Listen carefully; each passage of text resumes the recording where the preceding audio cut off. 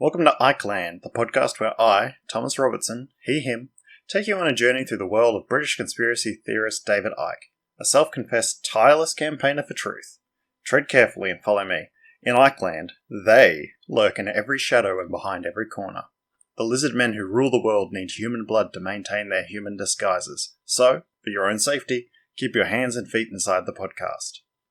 It's the new year. More or less. It's almost April. But the time seems right to look ahead and speculate about what the year 2023 will bring. So today, we'll be looking at a video entitled What to Expect in 2023. How appropriate. Which is an interview of Icke by Belgian journalist Baptist De Pape, uploaded by David Icke to his BitChute channel in early February. If you don't know what BitChute is, well, frankly, you're lucky. BitChute is a video streaming site hosting content too vile for YouTube. Anti-vax, racist, anti-Semitic. Honestly, spare yourself and don't look. There's nothing worth watching on the site and the comments are disgusting. Like, really, really vile. Unfortunately for Mr. Icke, he's been banned from YouTube, so BitChute is one of his only hosting options outside of his own platform. Unfortunately for us, Icke doesn't actually make any predictions for 2023 over the course of this almost 2-hour interview. The first thing worth mentioning is the sponsor for the video, Oxnelia. Holy moly. Okay, so Oxnelia's ad promoting their products such as their anti-nano device and chemtrail busters plays before the interview with Icke, and it's really something. Here, have a listen. Ready to actively restore humanity towards its divinity, join Oxnelia's private member association for free. You will gain access to products and services such as the anti-nano device, which detoxes chemtrail toxins, including metals and nano. Chembusters, clearing chemtrails within a 15 to 20 mile radius. And the Sovereign Law Knowledge Course, teaching one how to operate within the matrix without becoming subject to its many legal deceptions and trappings. It is time to rise and take action towards constructing a world of increasing harmony, fortitude, and freedom.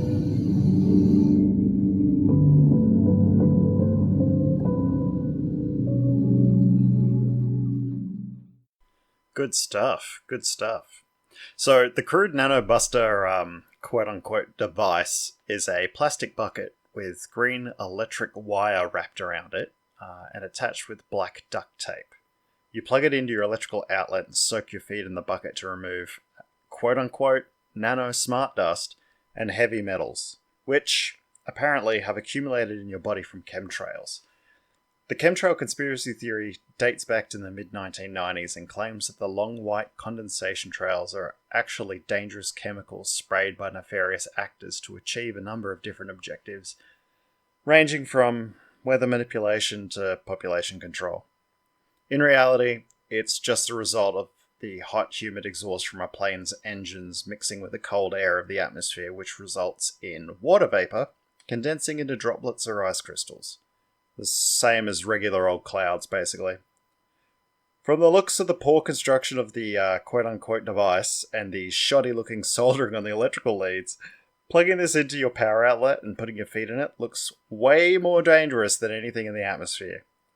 It's as likely to purify your body of heavy metals as having a bath with your toaster. Which is, a cheaper option too, because this anti-nano device is being sold on Oxnelia's website for $296 Australian. You will get a 10% discount this month when you use promo code DavidIcke at checkout, so that's something, I guess. The chembusters, it's claimed, remove the dangerous chemtrail particles from the atmosphere directly. This is a block of something called orgonite, which I had to Google, which is resin mixed with metals and quartz, which has been formed in a bucket with steel pipes set into the resin block vertically for you to insert copper pipes into, presumably to direct the energy skyward? Not sure. Here's the product description from Oxnelia's website. This chembuster is made from a 2-gallon bucket, layered in fluorite, stained spar, brackets selenite, I hope I'm saying that right, Russian shungite and steel topped by a large crystal. Brackets, size may vary on availability. The bottom of the device has quartz crystals inside every pipe and 4 double-terminated crystals wrapped in copper wire to amplify the energetic resonance. It's finished with epoxy resin mixed in 24K gold for further amplification. All crystals are cleaned in salt and charged under the sun and moon for several days before device creation. 5-foot pipes are not included. It's cheaper for you to buy them locally. Shipping these large pipes would be very pricey and often creates dents in the pipes during shipping. 6 times 5-foot copper 1-inch diameter pipes you can buy locally at your local hardware store. Brackets. If no 5-foot copper pipes are available, you can easily cut 3 10-feet pipes with a pipe cutter, then you circle around the pipe. Videos online. This chembuster has the ability to clear chemtrails and alter the ether within a several mile radius. Little maintenance is required, weighs around 45 to 50 pounds, and is custom packaged for shipping. The mat wrapped around the device is a grounding mat, which is essential to ground the energies. Not included. If you have a backyard, dig the chembuster into the earth 1/3 inch, and it will ground the device, making it much more powerful. The device has a lifespan of 7 to 9 years depending on climate and tuning maintenance. In tuning video below. Do not expose device to temperatures below 30 degrees Fahrenheit and above 110 degrees Fahrenheit. It can crack at freezing temperatures. So, chembuster's a dead set bargain. It costs $2,656 Australian. Remember that David Icke promo code at checkout, because you'll want to be saving some money on that. As for the sovereign law knowledge course that she mentions, this sounds like the same old, tired, sovereign citizen rhetoric. If you haven't encountered the concept of the sovereign citizen before, it's basically the idea that there are loopholes and cheat codes to the law, which, once you're savvy to them, exempt you from laws requiring you to pay taxes or be licensed to drive a vehicle. There's a rabbit hole to fall down on YouTube of police pulling drivers over who attempt to use sovereign citizen talking points to claim exemption to whatever applicable traffic law they've infringed. These encounters usually escalate into hysterics and an inevitable arrest for the sovereign citizen when the police officer has no idea what the sovereign citizen is talking about and the sovereign citizen refuses to cooperate. Here's the audio from the promo video for the course on the Oxnelia website. To the Sovereign Knowledge course. This course is an intermediate to advanced study. It's comprehensive, detail, and fact-oriented. It is my aim to make digestible a most complex subject into an organized, condensed structure. Through the laying of such foundation, you will be able to move freely within the matrix, choosing to operate within and without it, per consent. The detailed knowledge in this course focuses on the establishing of law, republic and federal government, American history, the financial system, UCC maritime admiralty law, traveling versus driving, sovereign protections and immunities. Learning the many different facets of law can be complex, overwhelming, and confusing. This course acts as an in-depth overview of fundamental events, knowledge, codes, and definitions which created the world we live in today. Never has there been a more crucial time for the rectification of usurping world governance. I encourage and support your journey towards the embodiment of your divine, unalienable rights. When enough of us stand in our divinity, the ignorance which plagues the planet will dissolve into the knowingness of God within man. Sounds almost too good to be true. Despite promising comprehensive instruction on navigating the legal system, I think that's what she said anyway, the Oxnelia site has the following disclaimer, which I find amusing. Disclaimer of liability. Nothing on this website is to be construed as either an admission of liability or admission of wrongdoing on the part of the woman sharing information and aiding in lawful conversion. The knowledge shared on this website is not to be construed as legal advice. So that doesn't fill me with a ton of confidence. Again, a total bargain at only $213 Australian. It's a downloadable audio file after purchase, so if anyone wants to send me the cost of it, I'd be happy to listen and break it down, possibly in a future episode. In reality, outside of the possibly electrocuting the poor user, there's nothing these products actually do. The electric bucket promises to cleanse your body of heavy metals in something called nano, whatever that is, but it's just a foot soak. Plus, the contaminants it claims to remove originate from a source which is totally bogus.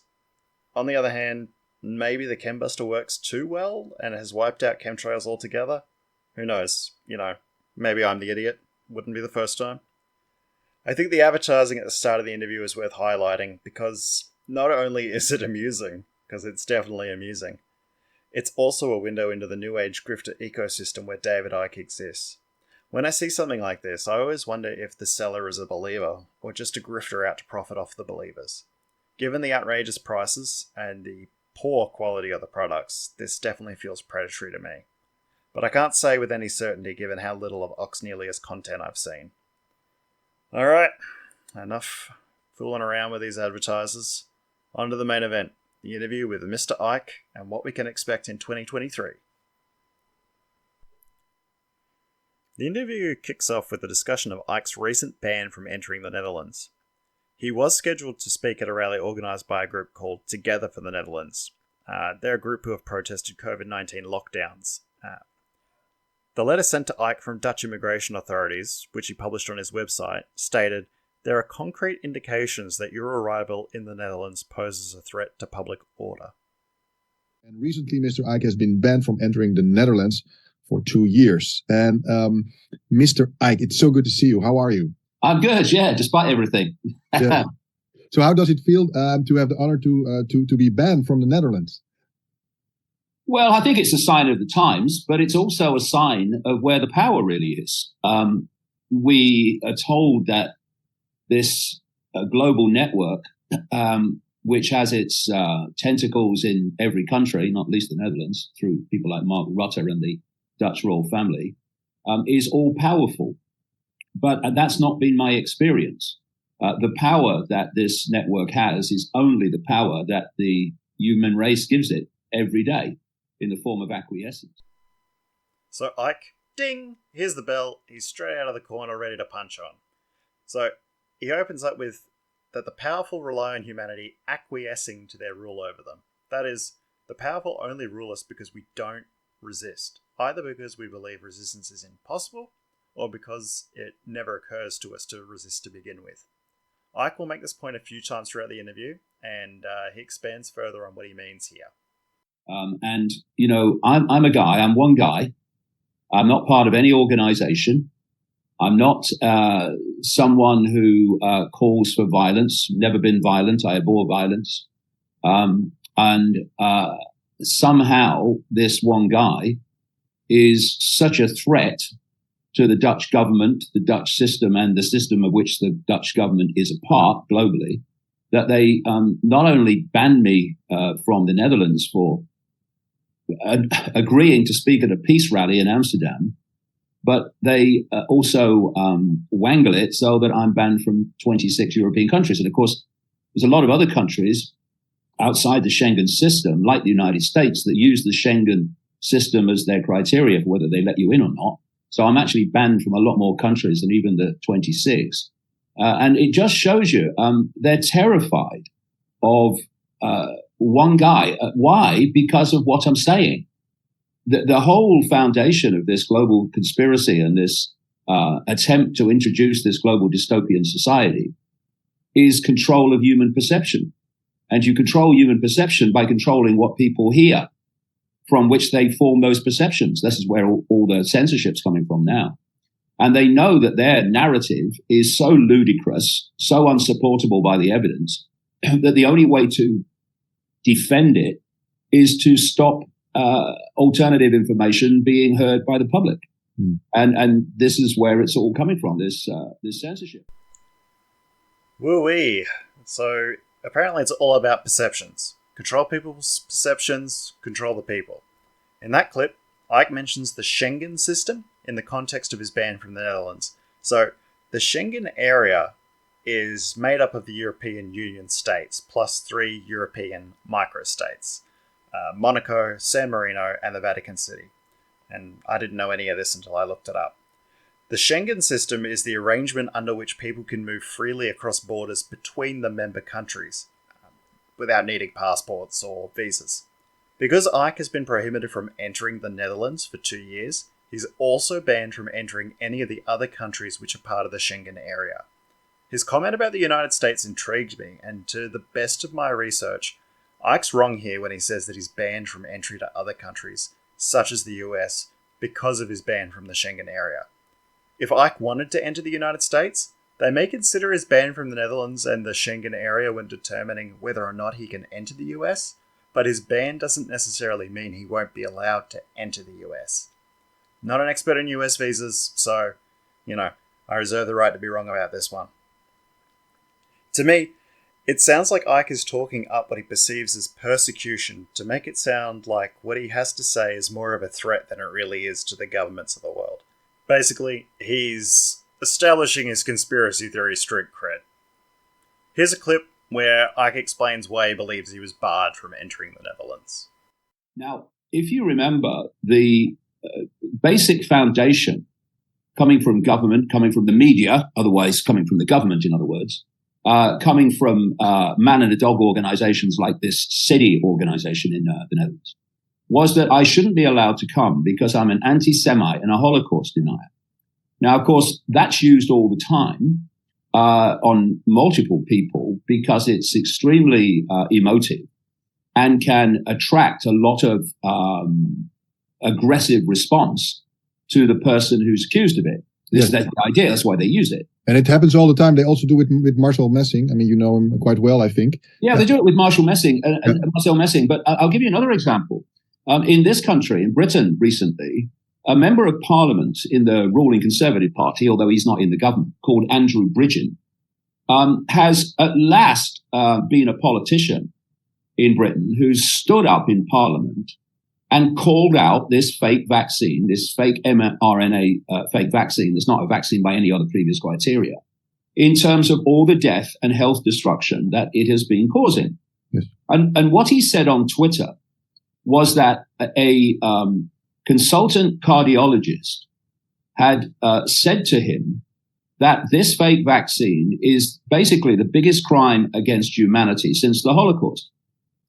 Now, it turns out, they didn't know this at the time when they turned on him, that cardiologist is an Israeli Jewish guy, right?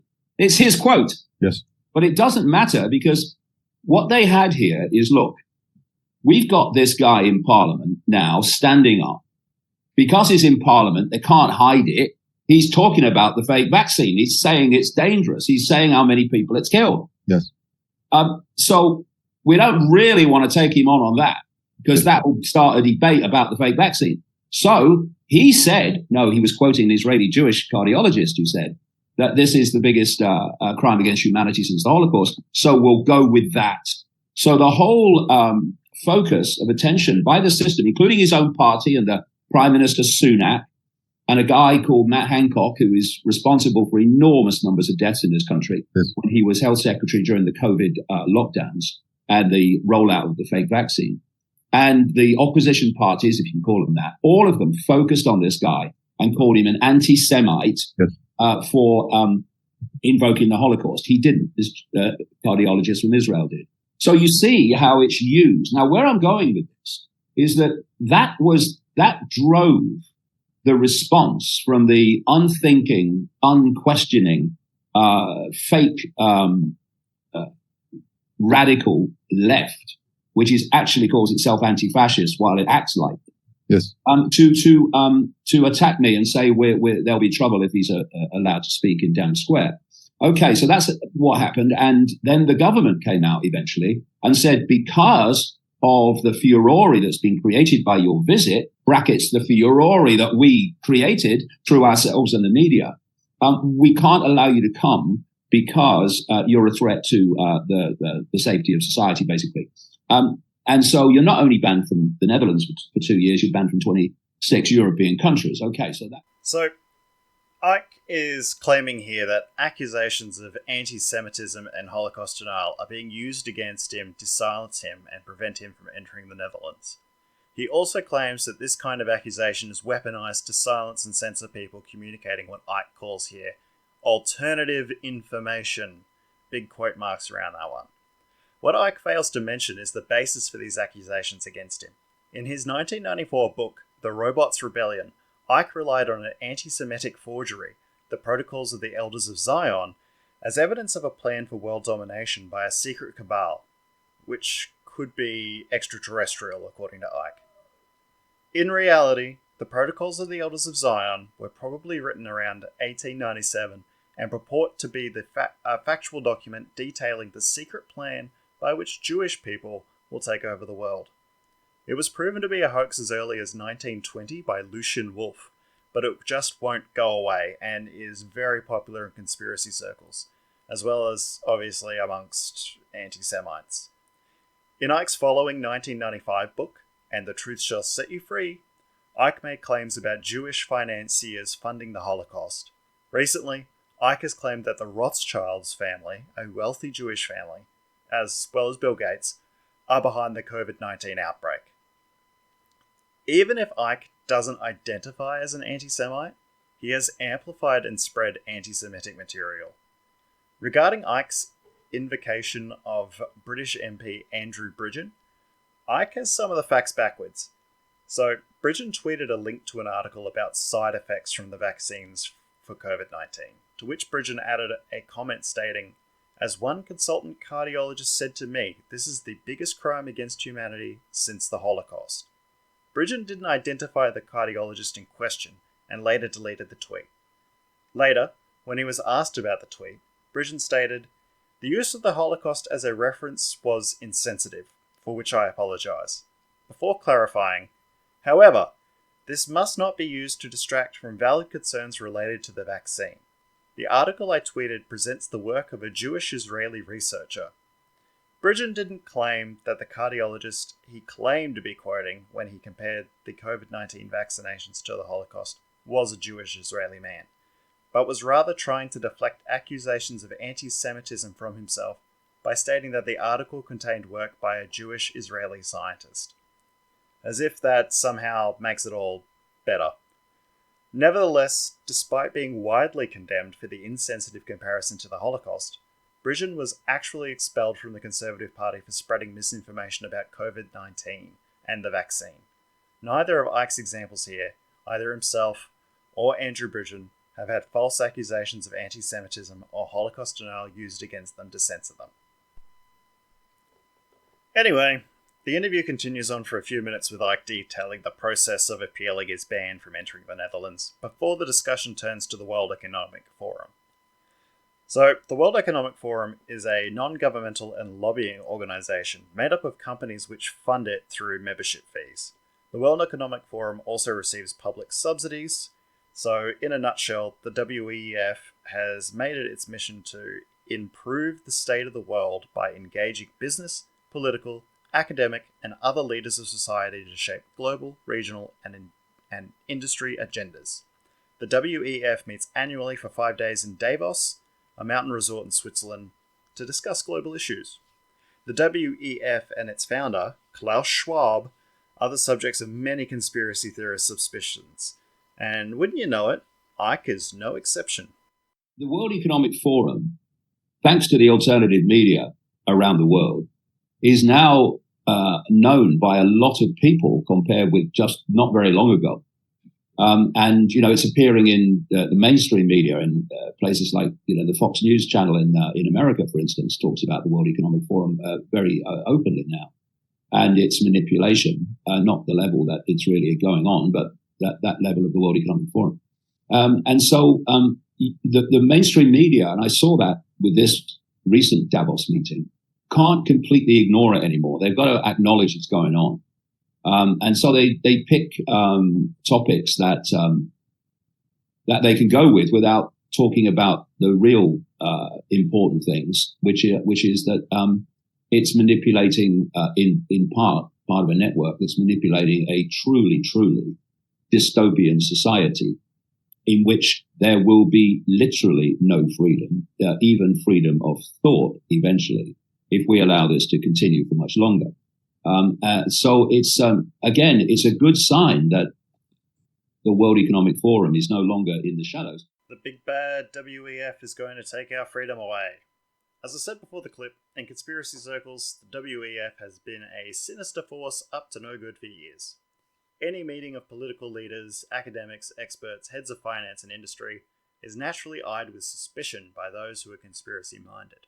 However, Baptiste provides some insight into what goes down in Davos after a long day of conspiring. Something about this all over the mainstream media, but they have this gathering in Davos every year. And in the mainstream media in the Netherlands was everyone was talking about the fact that airplanes full of prostitutes were being flown into Davos for, the WEF people. What about that? I mean, that's so crazy. That's in the news. Everybody's talking. Yeah. What's the reasoning behind that? You obviously can't see it, but during that clip, Icke has the most bashful look on his face. It's actually pretty funny. Anyway, I found this quite interesting, and there's a kernel of truth to it, but it's not how Baptiste here is making it sound. Rather than being flown in by the plane load by them, quote unquote, during the summit, many sex workers travel to Davos, Baptiste pronounce it an intriguing way there, I'm not sure which way to pronounce it, Davos, because their services are in high demand. A sex worker named Liana spoke with the German newspaper Bild about working in Davos during the forum. Liana dresses in corporate wear to blend in with the executives and is able to charge €700 an hour, or 2,300 euros a night. Liana regularly sees an American man who attends the forum. If this podcast doesn't take off, I'm flying to Switzerland next January. Sex work is legal in Switzerland, so there are no laws being broken here. Baptiste is making it sound like prostitutes are being loaded onto a plane and secreted to Davos for an Eyes Wide Shut style sex ritual by the WEF attendees. In reality, the sex workers are just making the most of a good business opportunity. Now, if I've put your mind at ease and lulled you into a false sense of security about the WEF and you think you're safe, the WEF aren't the only baddies. Here's a clip of Icke sharing an anecdote about another meeting of the rich and influential, subject to scrutiny by the likes of Icke. The Bilderberg Group. I was invited out of the blue, talking about the synchronicity in my life, it just goes on all the time, by a couple of friends in southern Switzerland, near the Italian border, to go there for a week's holiday. And I with my family, so we went over and it was great. And then as soon as I got there, came a round robin email from Jim Tucker saying the Bilderberg meeting this year is in a place called Bergenstock, I think it was called, in Switzerland, which was about a couple of hours drive from where I was. So I drove up there. This is when Bilderberg is really only known by people who are seriously interested in investigating the conspiracy. And I went there, and it was very, very expensive hotels. One was called the Palace, and there was another one. And you went up there, and you went up the mountain, the big long road up the mountain. And it was the day before the elite arrived, and they were putting up the fences, and all the people, the security guards were there and everything. And then I went away, and I came back on the last day of the Bilderberg meeting. And I couldn't even get on the mountain. As I turned onto the road to go up towards the mountain, there was a roadblock, Swiss police. And it was interesting because this would have been about 1995, I think. I said to the guy, what's the problem? He says, there's an important meeting going up where you're not allowed to go up there. I said, well, who is it? And he hadn't got a clue. And this is where the compartmentalization of how it works. Yes. He's just told no one goes up the mountain. He has no idea why. Yes. He's just doing what he's told. And this is just following orders. Works. Yeah. But now, of course, as a result of the alternative media, as the years have gone on, Bilderberg has become so widely known that it really is a lot less important in the whole cult scheme of things than it used to be. And basically, the World Economic Forum seems to have taken its place. Yes. I wanted to include that clip for two reasons. The first is that it highlights a core belief of Icke's that recurs throughout his work, and that is that there are no such thing as coincidences. Icke attributes great importance to coincidence. Every coincidence is a signpost, a message from the universe, a synchronicity. Events which are unconnected despite appearances are to Icke connected by the cosmic significance with which he imbues them. He does not find a book on a topic he is interested in by chance in a railway station. He is led to it by fate. Likewise, his holiday in Switzerland with friends was meant to be, so that he could have a brush with the Bilderbergers. The second reason is the comment Icke makes about the man on the closed road who is ignorant of the Bilderberg meeting taking place. We have no idea who this man is. Is he a Swiss policeman? Or is he from a traffic control company just hired for the day to shut down the road? Is he security, assigned for a few days to keep tourists from wandering into the meeting? It's not uncommon for people working a gig, low on the totem pole, to be out of the loop. The guy knew enough to do his job. There's an important meeting, and sorry, Mr. Icke, but you can't come in. He probably doesn't care about the specifics. We've all been that guy at some point, I know I have. Tell me enough so I can do my job, and we can all go on with our days. But Icke immediately incorporates this into the conspiracy. The Bilderberg meeting is so insidious, and their agenda so shadowy, so secretive, that not even their own security are privy to the details.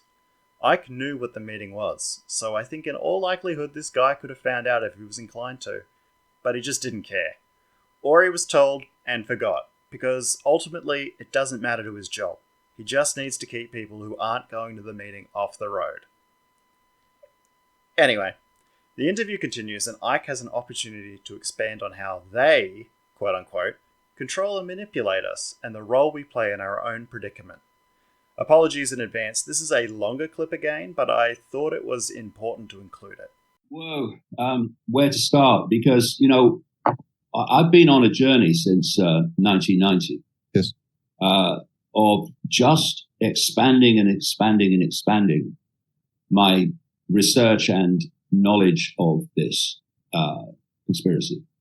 And it's just got bigger and bigger and bigger. However, I would say, before people say, well, obviously then there's nothing we can do, that every single level depends on human acquiescence to this force. Every level. This force in the background cannot just take over. There's not enough of it. What they have to do is manipulate humanity to act in ways that allows them to take over and even agrees for them to take over. And one of the one of the phrases I coined in the 1990s was problem, reaction, solution. Create the problem, tell the public the version of the problem, lies that you want them to believe about why the problem has happened and who's responsible. And you want the people to respond at stage 2 with a reaction of fear, of outrage that demands that you, who covertly created the problem, do something. And then at stage 3, you offer the solution to the problems you have created. And people then in great numbers accept your solution because of the problem which you've manufactured. It doesn't always have to be a problem, only the perception of it. And thus they are reluctantly, maybe, but still agreeing that this solution has to happen. Or we don't really want it, but what else can you do in the circumstances? So in that way, and many other ways, human perception is being manipulated to either accept what is imposed upon them or sees no other solution other than that one that is suggested to them. It's fraudulent. It's like selling people a fraudulent contract by not telling them the true background before they sign.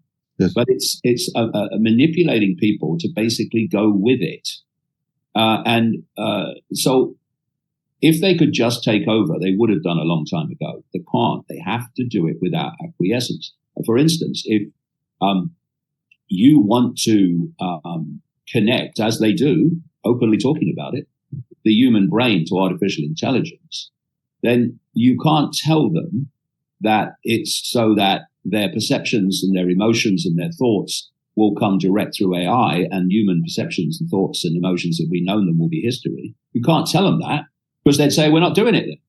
What you sell them is that if you have this technology that connects you to AI, you can become like the gods. You can go onto a whole new level of potential and ability and knowledge. Oh, yeah, well, I'll have some of that then. But that's not why they're doing it, of course. Hearing this raises the question for me. Does Icke's worldview allow for accidents or natural phenomena at all? Or is everything a plot perpetrated by them, quote unquote, to advance their agenda? Icke doesn't believe in coincidences, but does he believe in accidents? As we heard in that clip from Icke, they rely on trickery and deceit in order to maintain power over humanity. But to what end? What's it all about? You'll be glad you asked. The plan is twofold. The first half Icke explains here, using artificial intelligence to deny us access to a greater or higher consciousness. Well, why we need AI in the agenda sequence is to stop us accessing that infinite intelligence that is open to us. The whole foundation of the conspiracy is holding us in a 5-sense level of perception.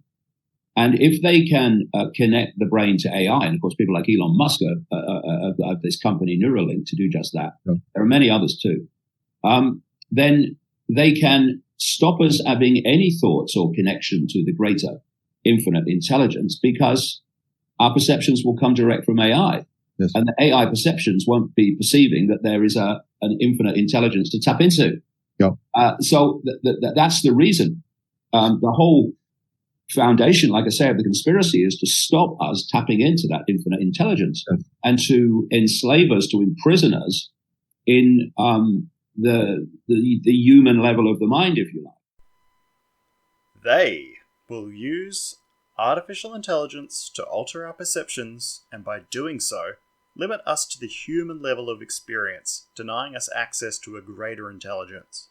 Now, there's a crucial second part of the plan, as I teased before the clip, but I won't get to that for a little while yet.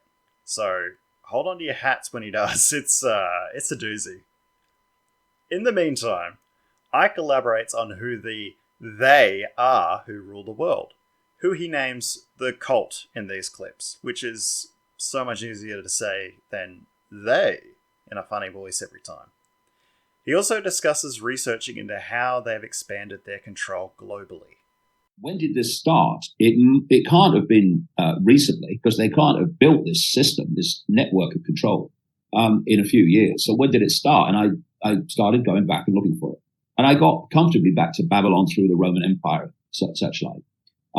And I started to see that there was this network that was on a journey of expanding its reach from, well, you can go back to Babylon and Sumer, both of which were in what we now call Iraq.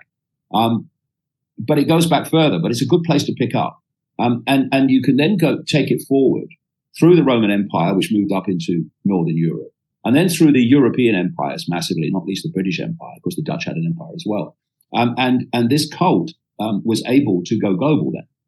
And there was a point where the former colonies of the European powers, in other words, the cult powers, apparently rolled back their control of those countries. But that's not what happened. They left out in those countries, the former colonies, the network and particular family bloodlines that serve the cult. And they went on and have gone on controlling those countries ever since. We then went into what we call globalization, which is what? The centralization of global power in every area of our lives. And it's a simple thing. If you're a few compared with the target population, which this cult is, you have got to centralize decision-making.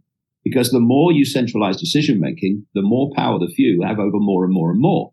So globalization is centralizing power over all these different areas of human life.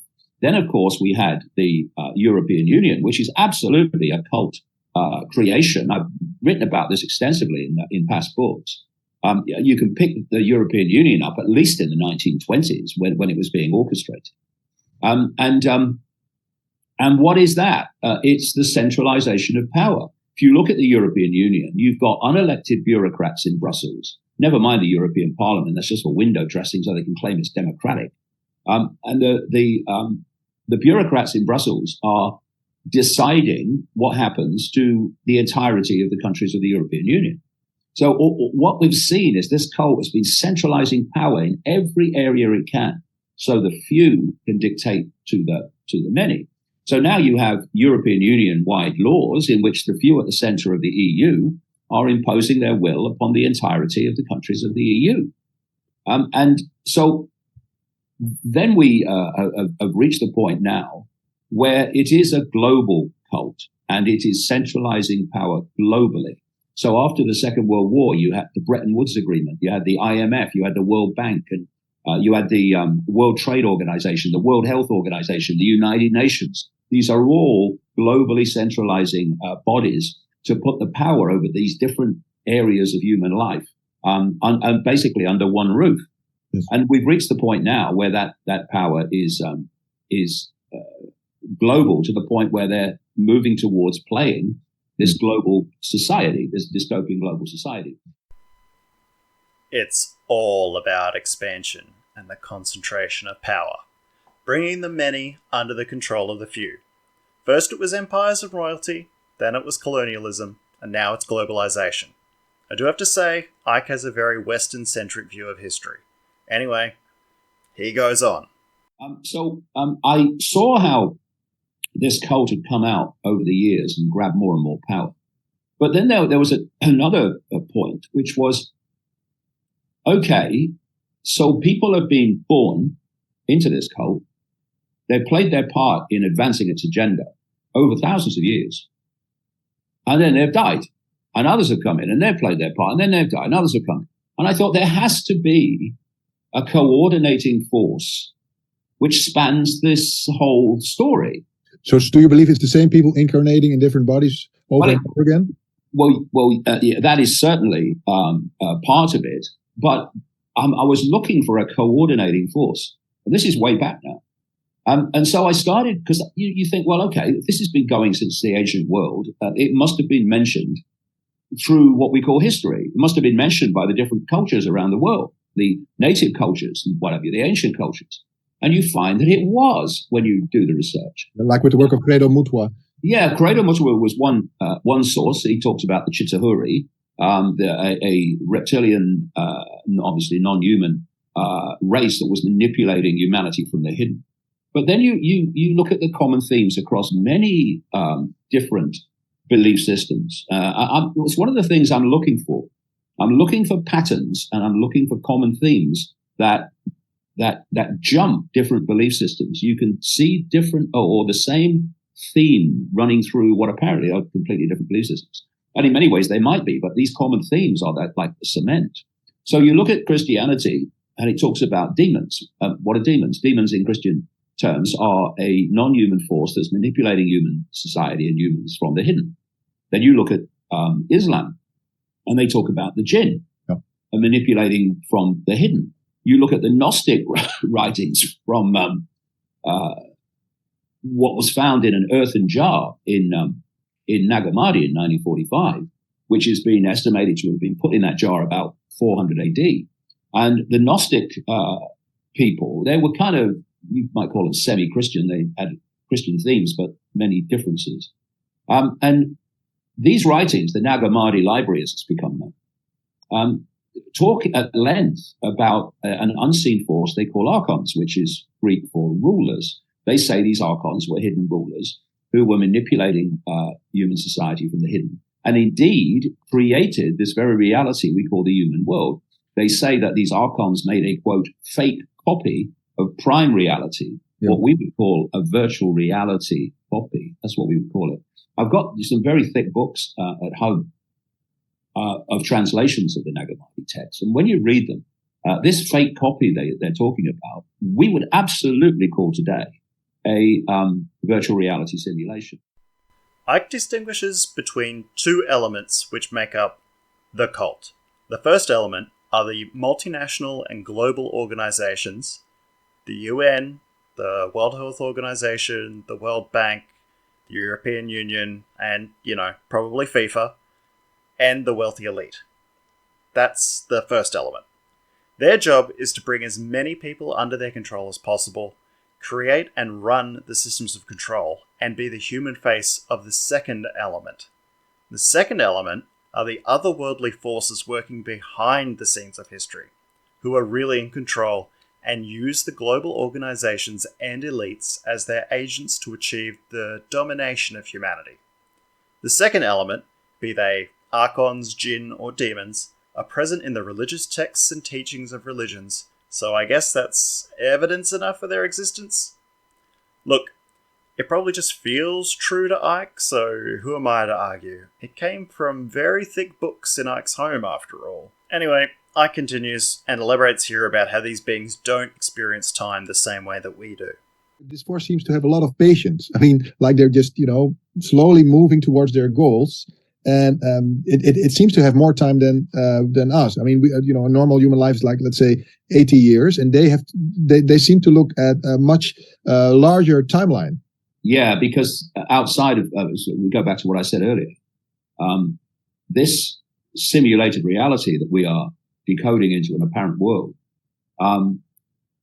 part of the simulation coding is the infusion of the perception of time. And this is why, if you get deep into the non-physical world, you reach a point where time disappears. And so you're looking at a realm that has a completely different relationship to time, to this one, that is controlling the one we live in with a relationship to time. So, of course, they've got patience. But so time passes here for us, but not necessarily in the realm of the archons or the jinn or the demons or whatever they are. Icke claims that the control of humanity relies on our acquiescence. The forces at work in the shadows, the cult, are weak and must trick and deceive us in order to rule us. Icke says more about the rulers of the world. So one of the things I've uncovered and written about over the years is how this force controls all sides, or both sides, whatever, in conflicts. So it controls China, it controls Russia, it controls Ukraine, and it controls the West supporting Ukraine. It controlled Germany, it controlled the West, it controlled Stalinist Russia, Maoist China. So just because one side is fighting another doesn't mean ultimately the same force is not behind both sides, because what it wants is the fighting for many reasons, but in the subject area we're talking about, it wants the target population at war with itself so it doesn't unite. And It's not really bothered why different elements of the population are fighting each other, so long as they are. And if you look at wars, it's very much like politics. Now, people like you and me and many others now have long realized that we live in one-party states masquerading as multiple party states and masquerading as political choice. Give you an example. In Britain, we have the Conservative Party in government currently, of this guy, Sunak, unelected Prime Minister, a World Economic Forum clone, just like Rutte. And then we have the opposition Labour Party, well, opposition it says here, headed by a guy called Keir Starmer, who is a World Economic Forum clone. And during the lockdown period of COVID, when the Johnson government was imposing fascism like the Rutte government was in the Netherlands, the opposition Labour Party was criticizing the Conservative government, not for its fascism, but for not being fascist enough. It wanted even more severe measures than the government was imposing. So you are looking at political parties, if you like, political conflict for power, but actually one step back from both of them, you've got the same force in the shadows that's controlling both of them. And it's the same with wars. You get these the same force behind them, because as long as you're fighting, as long as you're in conflict, well, that's just what they want. And so they create organizations like Black Lives Matter, which is funded by billionaires like George Soros. Yes. And it got about $90 million or something in funding, millions and millions of which went to buy houses for the founders of Black Lives Matter. It's not gone to the benefit of black people. Black Lives Matter was created for one reason only, to divide and rule the population on the grounds of race. That's what it was there for. And all across society, you've got these points of conflict because the population has to be at war with itself, because the numbers game means that otherwise, if we were united, then the game would be over. And so you're absolutely right. That's what we need to do. Yeah. And what I would say to people is just okay, you don't agree with me on this, you don't agree with me on that, but let's just agree on one thing, right? The world is being taken into a very sinister and dark place by some very sinister and dark people. And let's just unite to sort that out. And then we can sit and bloody argue about who's got the best religion, who's got the best system or whatever. But let's sort this out first, because it's in all our interests and all our children and grandchildren's interests to do so. Yes. You know, when you are in a sector camp somewhere, then I guess you can sit around when the control system's in place, and we can argue about who has the best religion and who has the best political system. It won't bloody matter, but you can have that conversation. The interesting thing, but it's over by then. Icke expands here on the position of strength that the dark forces who rule us actually occupy. Not only do the cult control both sides of conflicts, but all of British politics. They also control China and control Russia and are responsible for the Black Lives Matter movement. At the same time, Icke claims throughout the interview that the cult rely on our acquiescence. What I'm hearing from Icke is the idea that the cult are both strong and weak at the same time. Yes, the cult are powerful enough to control the world as we know it, but the cult is too weak to stop us once we realize the truth and stop giving our power away to them.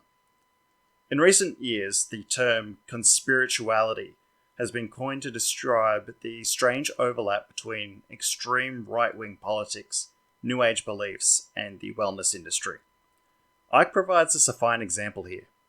Mixed messages, or the shifting of rhetorical focus when discussing the enemy, was identified as one of the 14 typical elements of fascism by Italian polymath Umberto Eco.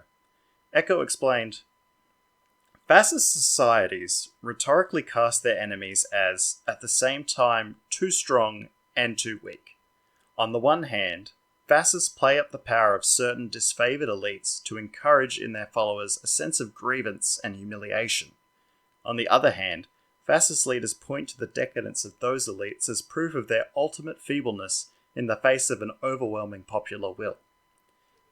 In his essay, Fascism, Eco stated that the 14 elements of fascism he identified weren't necessarily present in all fascist movements, nor were they required to be present. Eco wrote that these elements, even a single element, was sufficient for a fascist movement to coalesce around. Another element of fascism identified by Eco, and painfully obvious, is Icke's obsession with a plot against us by a perceived enemy. Eco explained, "Obsession with a plot and the hyping up of an enemy threat. These often combine an appeal to xenophobia with a fear of disloyalty and sabotage from marginalized groups living within the society, such as the German elite's fear of the 1930s Jewish populations, businesses, and well-doing." Icke also espouses, through his calls to action and his appeals to us to stop acquiescing to the cult, for his followers to become heroes and join the fight.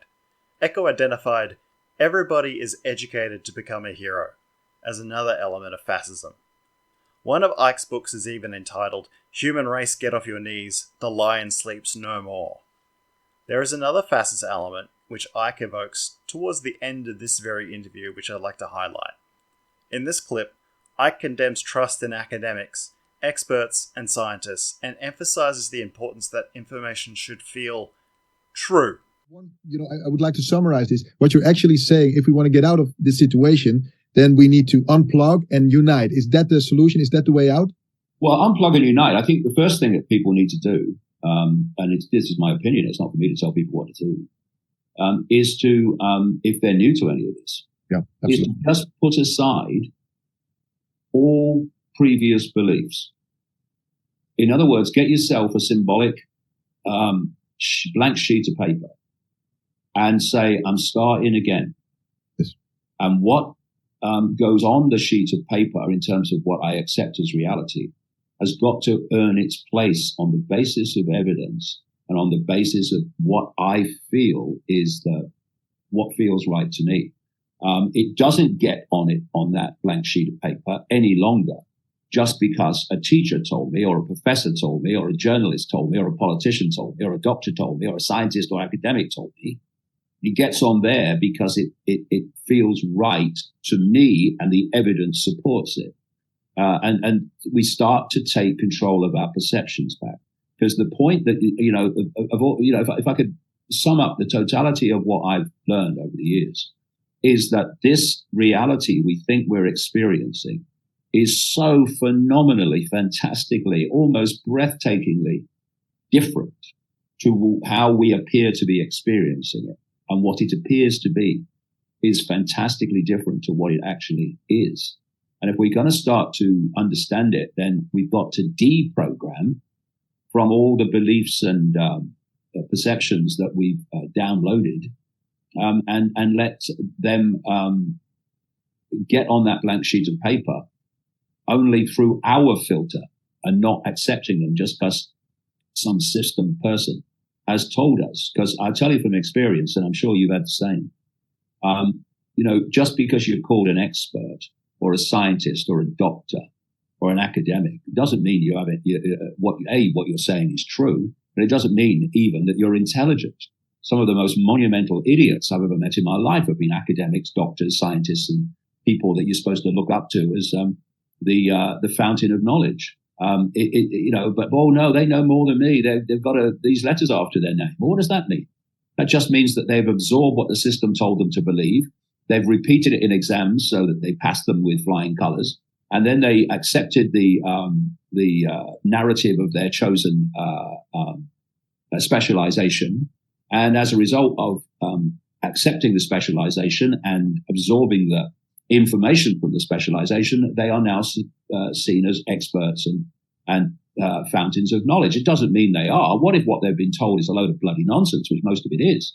So we need to have the confidence to trust ourselves to come to our own conclusions and not get them from external sources. Of course, external sources can give you information, but we need to form our own perceptions, not become a clone of someone else's, whether it's me or anyone else. Well, thank you so much for these closing words. Mr. Icke, I want to... Icke's anti-intellectualism and the rejection of scientific authority are both elements common to far-right rhetoric. Icke's insistence that knowledge should feel true, despite also insisting that knowledge should be based in evidence, sounds contradictory at first hearing. But it's important to realize that Icke does not mean evidence which has been scrutinized. Where or who the evidence comes from, the reliability of the evidence's origins, considerations of gaps in the evidence, if any, or the repetition and reproducibility of results are all irrelevant. Icke is insisting that the validity of evidence should depend entirely on how true it feels. How does it reinforce the narrative he's come prepared with? Feeling and intuition are Icke's guide to truth. In the worldview of both Icke and the right wing, science is political. Scientists, experts, and academics have passed through the filter of the system where they have learned the facts approved by the cult, and now exist to prop up the cult's regime by giving it legitimacy by lending their support as subject matter experts and authorities. Look, if you feel confused, that's, so do I. The whole thing is like a snake eating its tail. It's tautological. Ironically, Icke has cast accusations of fascism against his imagined enemies. Smarter people than me have spent more time and have had greater insight into this than what I can offer today, so I'll need to revisit this in another episode after I've hit the books. But it is something I want to explore further, and I think it's definitely territory that bears going over. Thank you for listening to the first part of my coverage of Icke's interview with Baptist De Pape. In the next part, we'll hear Icke explain the virtual reality we live in, why Icke hates electric cars, and why he thinks Elon Musk is a puppet of the cult. If you'd like to contact me, you can email me at ikelandpodcast@gmail.com. Thanks for listening. Until next time, only believe what you feel is true.